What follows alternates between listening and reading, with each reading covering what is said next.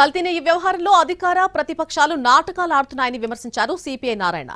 CBI SIT విచారణలు పూర్తయినా నిందితులపై చర్యలు తీసుకోకుండా ఏకసభ్య కమిషన్ నియమించడమేంటని ప్రశ్నించారు. రాజకీయ లబ్ధి కోసం వెంకటేశ్వర స్వామి పేరును వాడుకుంటూ భక్తుల మనోభావాలను దెబ్బతీస్తున్నారని వాపోయారు. పరస్పరం ఆరోపణలు కాకుండా భక్తుల విశ్వాసాన్ని కాపాడాలని సూచించారు.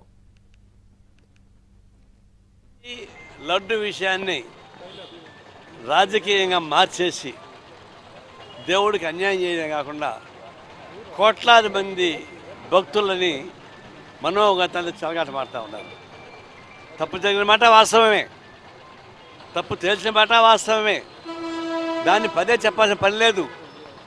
మీ అరిచేతికి స్వర్గ అర్థం అక్కర్లా, మీ చేతుల్లో ఉందే యాక్షన్ తీసుకోవచ్చు.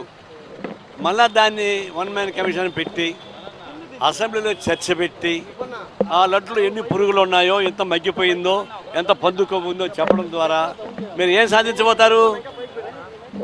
పవిత్రమైనటువంటి వెంకటేశ్వర స్వామి చెడగొడతారు, భక్తుల మనోభావాన్ని దెబ్బకొట్టిస్తారు.